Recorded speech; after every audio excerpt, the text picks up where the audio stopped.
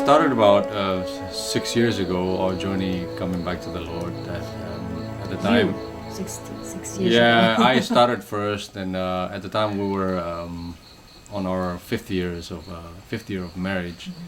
But everything was well, and everything is so good financially. Everything, even marriage, just we had lots of fun. But the proportion for spiritual life, there's a big void. There's emptiness that somehow I didn't feel like I know because I grew up with Bible under my pillow. Was born in the church, grew up in the church, attend every Sabbath. Would not miss one Sabbath just because it was a routine, sort of thing. I would think that if you don't go to church, it's like a big sin. But never really understood, never grasped the importance, never really experienced the walk with Jesus. So I challenged the Lord. And what month was it? Yeah, I think July 2008. July. Yeah, we sat down together, and then I told her, look, let's pray because something is seriously missing in our lives. We're not living the life that we're supposed to live. Everything's so good. We become so confident with life just because when everything is so accessible, we can do so many things. We could buy whatever we want. Buy fancy cars, just toys, boats, just motorcycles, everything. But there's a fear, And then I asked the Lord, just take this fear and give me a new life. Basically, and then I think people don't understand what it means to ask the Lord. And then when He asks, you just get ready that God is going to give it to you. Yeah.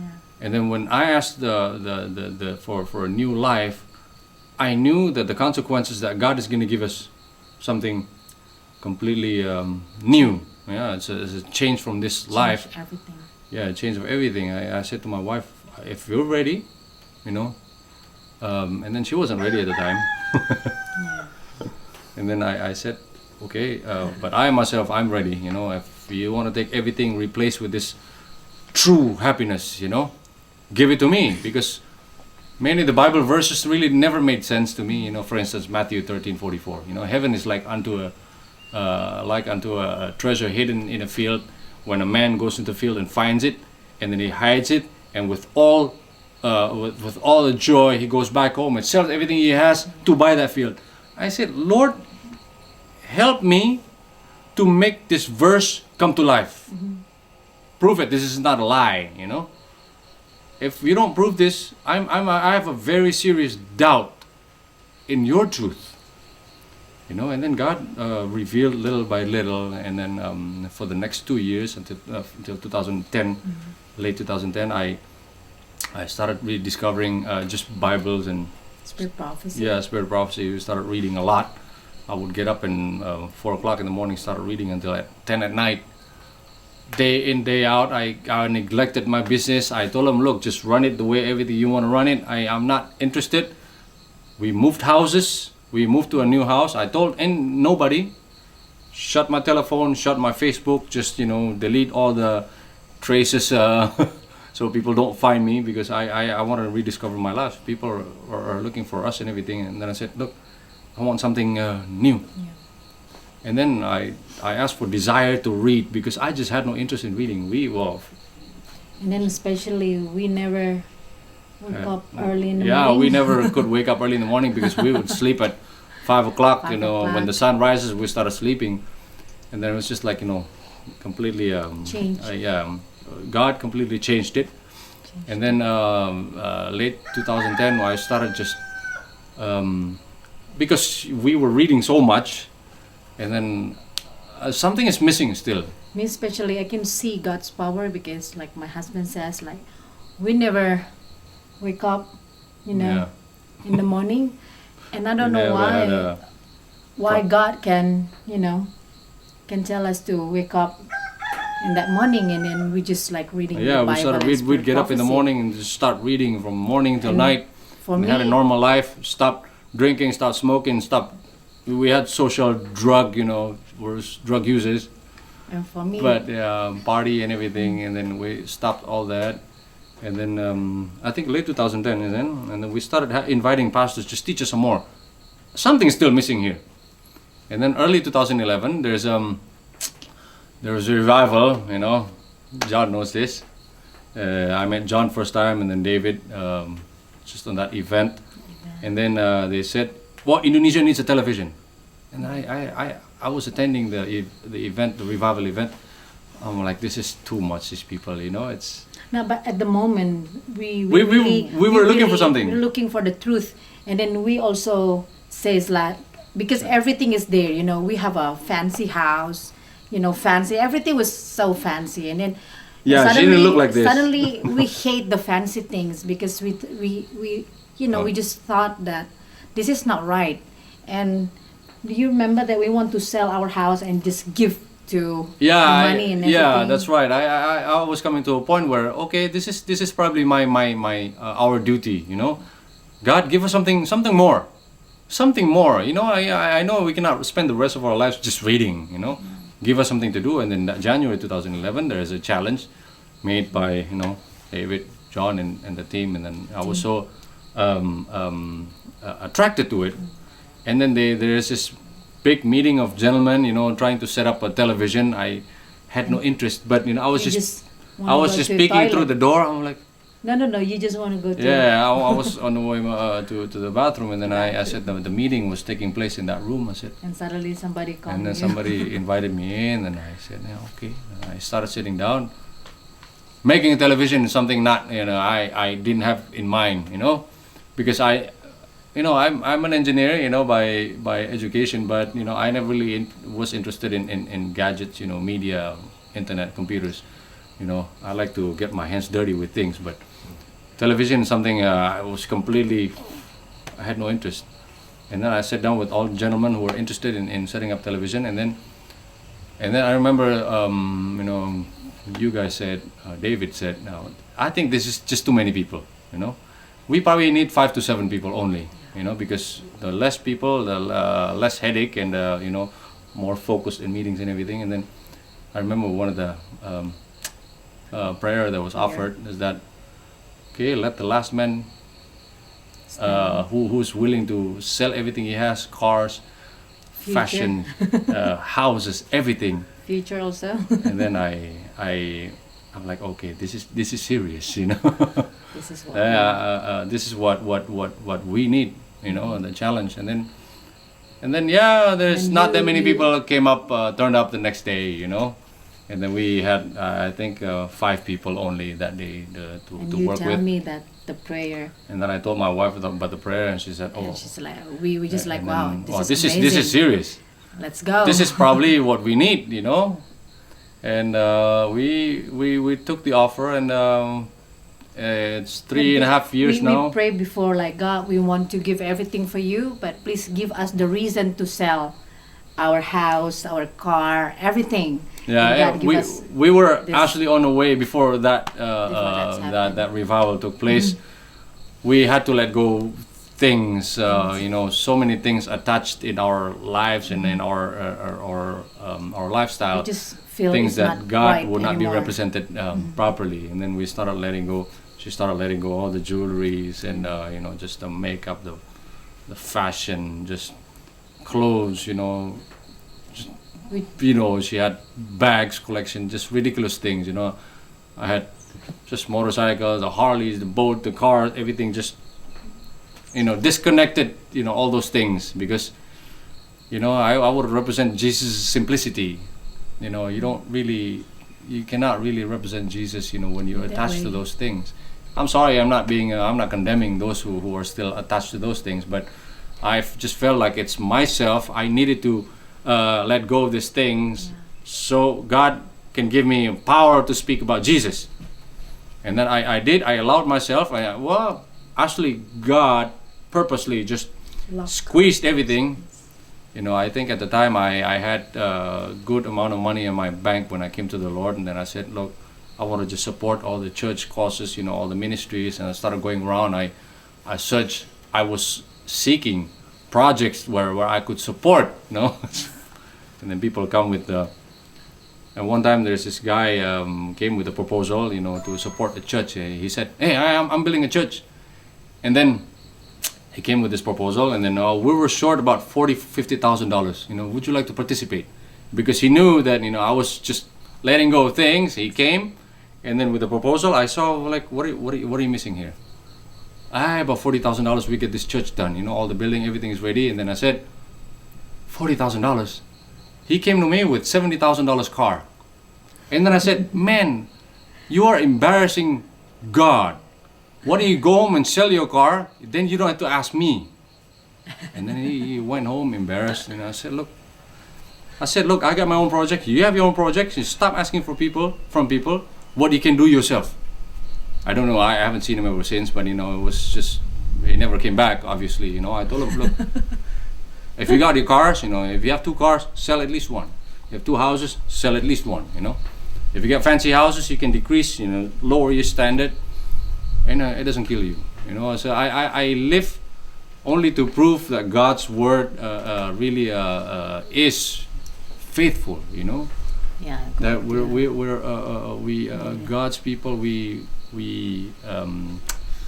along the way in our lives, we need to become less and less. You know, we don't need to be increasing more and more. We need to decrease standard of living and our lifestyle. We cannot go if the world is seeking for money. We are, in a way, we need to be spending money on God's cause. Okay. Anyway, and then after. And then those are the things that we speak in television. You know, that's the lifestyle of a Christian Christianity that we promulgate. You know, from this media.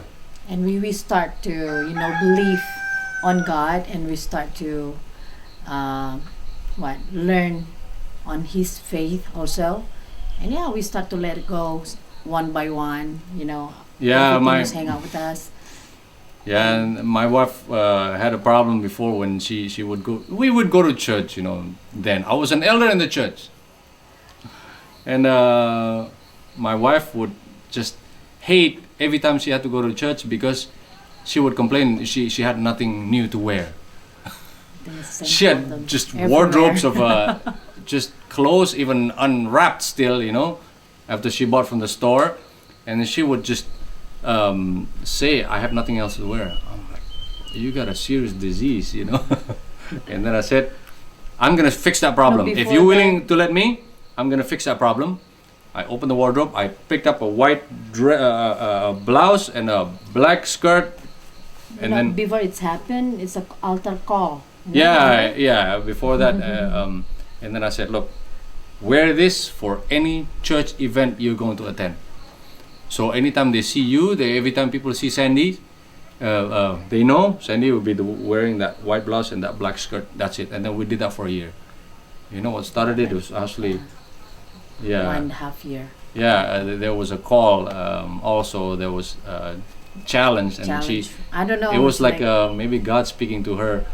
There was David speaking to, right? I was praying and asked God, you know, how, you know, person like me who can serve the Lord. Can serve the Lord. You know, I have a lot of things hanging on myself. You know, in the way I used to love my makeup, the way I used to love, you know, jewelry. my hair, jewelry, everything, even my nails, everything. And then I said, like, impossible for me to be a servant of the Lord. Yeah. And then I said, like, again, like, Lord, please give me a reason so I can serve you with the With the new look. With the new look, at least, yeah. No, and I remember one time, she had this is one of her favorite handbag. You know, the cost of this one handbag, this is just a regular handbag. It was like $20,000. And then she said, I can let go of the rest, but I gotta hang on to this. I have to let. I'm willing to let go everything, but I gotta hang on to this because this is like the masterpiece of. That because in this world, they just make for the first people in this world, and one of the people is me, and 3 of them is the celebrities, something like that. And then it's like you know, I'm willing to let go, Lord, but it's like God said no, forget the rest, give me that one behind you, the one you're hiding. And then sure enough, and then she said, look, and then there was a call. One of our brothers actually called. They were building a church, supporting a church, and then sure enough, that bag became a church now. sold it. Somebody wanted it just because it's a collector's item or something, and then finally got rid of it, and then we supported God's cause. So it was So like that a was- big relief. She said, "Oh, okay, that's it. Didn't really. It was not really that bad. It's hurt, It hurts, but but it's the one of the what? yeah, it was a This is big cool. milestone for her." But everything, and then letting go It's of the the part of cars. the I had education, fancy eh? cars. At the time I had this car. It cost me $200,000 just because people ask why did you buy that car? Just because I can. Things like that. That kind of attitude. I said, look, Lord, teach me how to become humble. Then I had it was a painful journey, but spiritual rewarding. That Christians should experience this. People think about upgrading cars, upgrading houses, making everything become fancier and fancier. But we don't need these things. We need to become less and less. Like there's one verse in 1 Timothy 6 verse 8. If I had food and raiment, that's it. That's enough. Something like that. Yeah, I mean- that's the experience that we have in Yeah. our life. So that's the become our in our television is the It becomes the- the menu. The menu. Becomes a main ingredient in our ingredients in our television. Like how to just become less and less. and how to teach our viewers to To see live a simple life. the power of God, and then if you ask, He will give it to you. Yeah, and then to give hope in this world that God is there. God is, He's so willing to help us.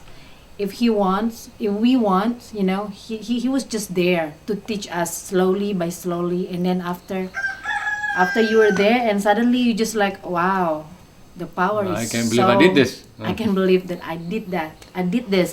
So that's why that's the experience we want to give to our viewers. Yeah, especially this part of the world, people are just so. I People cannot don't know. generalize, but many Indonesian and Asians are just, let's face it, more materialistic. And especially people It's don't all know about how- image, People don't know how to work to serve the Lord, because everybody, Seeking everybody for seeking his own for glory. his own glory. So we need, as a person in the society, we need to change, because we can give motivation for other people. Yeah. And people can see a hope. People can see that God is there. People can see that God willing to help us. Yeah. And To help we everybody. want to convince people that it's not so bad. Let's Yes. let's learn how to be respected for not what you have. Let's try to be respected for who you are, for what your character is like, and for whom you serve. For what kind of God you serve in your life. People use in Christianity, it's so common that people use the name of Jesus to acquire the things for their own glory. Little they know that in Philippians 2 verse 6 to 10 it says that the greatest power that Jesus has is not in creating the world. No, it's the power where He denied Himself, where He just took up His cross. Where He had everything, yet He did not maintain that for His own glory. He took a form as a man, as a fallen being, and He died on the cross. I mean, that's the sort of thing that we need to experience. And Just because we have, it doesn't mean that we have to glorify ourselves with what we have. Everything is for God's glory. And everybody asked us like, are you guys crazy to follow God? Yeah. Does it have to be really that And way? the sacrifice is so hurtful, they says, but we said with them also like, this is not sacrifice, but this is a privilege. Yeah. To think that our background before is very way to God, Yeah, very far from God's God's representation. yeah. And then for us it's a privilege how God wants to choose us to work in this field, in this media, and give us the big job, especially in this media, Yeah, to it's reach other reaching people, pla- reaching people places, that are like not unreached. there's not unreached. I was like, wow, it's a privilege. Every time we think about that, we just start to like crying, because I don't know, like from the what they call from people who don't know anything, but now God give us something to feel a media blessing. for them You know, to learn about to learn what it means to be walking and with the meaning Jesus. with our It's not meaning just of going to life. church every week, or it's not just Yeah. having the church routine activities. No, it's just experiencing what Jesus experienced. You know? every day. And it doesn't really hurt. I have the best car because it's the ugliest car in the block. You know, I got 2003 Yeah, Hyundai, you know, And putt, you always- know, with 4 wheels. But it serves the purpose. You know, funny. We went to a. No, even that car is not too nggak mahal seperti my bag. You know, It wasn't even expensive as my bag. She said. half but- price. No, it was like it was a fifth actually. Oh yeah. And it's funny. We went to an old friend. This is just a friend. You know, we used to go party with. You know, we would go drinking with. We came back. He used to know us. You know, having fancy. You know, actually, he is one of the top 100 richest people in Indonesia. Wow, you know, people take pride in having their names to be one of those 100.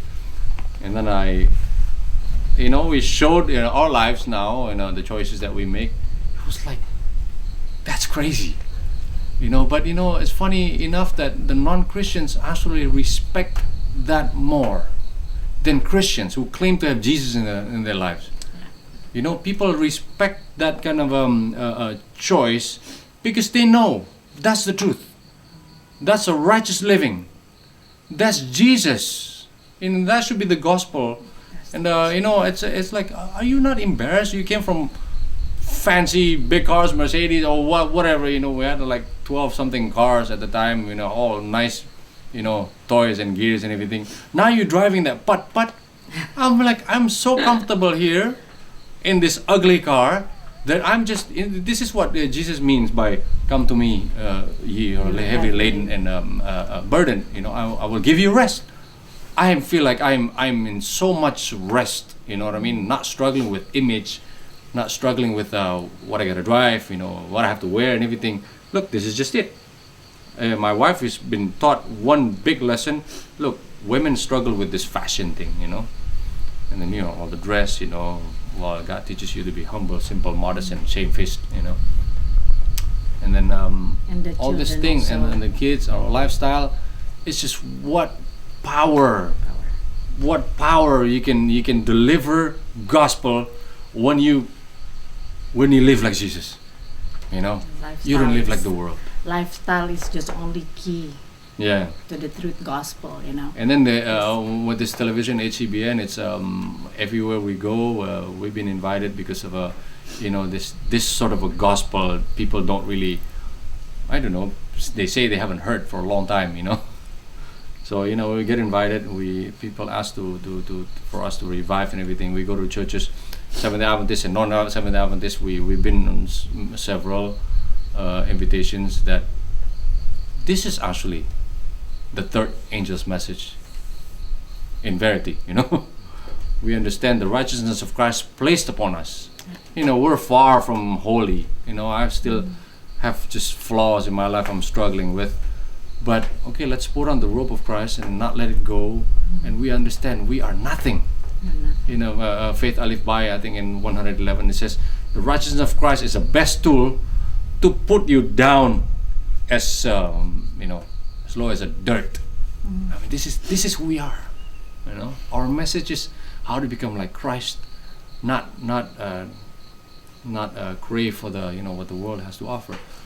That's basically our television. And now we are so happy because we find the meaning of our life. Yeah. And we find Jesus is there. And yeah, we are so happy. Huh? When people ask you, are you happy?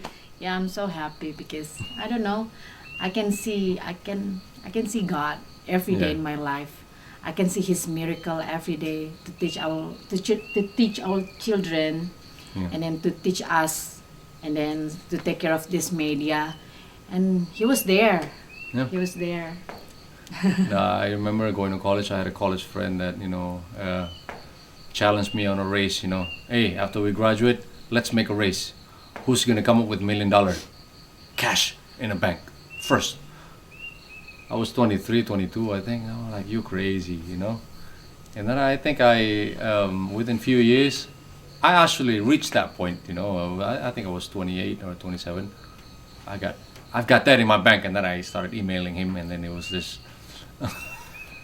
He said, "Oh, it was just, you know, because we're good friends and everything. It was just, oh, I'm still struggling. It's good that you're blessed and everything." But I said, "Look, you know, you think it's a blessing, but you know, there's no happiness having this thing. You know, it's money is money, but you know, it becomes a burden. It becomes like a dreadful thing if you don't have the purpose to use what the money is for. You know." Now we have a purpose, you know. This television, people say, "Oh yeah, no wonder you're doing television just because you're rich, you have money and everything." No, I don't even have that anymore, you know. Our big boss have. Yeah, our big boss has that, you know. It's just God's way of showing His miracles, His providence. Our big boss is God. Yeah. Well, in closing, we just want to invite everyone, you know, our television viewers, brothers and sisters, you know, church members, our fellow Adventists, you know, to us have been given the most solemn truth, you know, to be given to the world. But there is just no way we can bring this truth with the lifestyle that is not according to the gospel. It's us that we need to adjust first, you know. It's to have a renewal in the way of thinking in Romans 12 verse 2. And then with that, we understand our identity. We understand Jesus, you know, better that way. And then we live like Christ, live a simpler life every day. And then you won't believe the kind of power you have. And for all the mothers and women, don't worry because, you know, apa kekhawatiran itu apa? Cares, worry.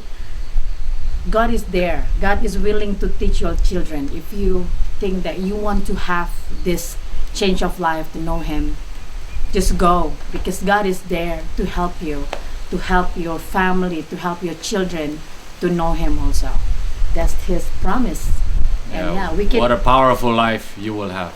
If God help us, and then God can help you too. Can help you too. And that's it. All right. God bless. God bless.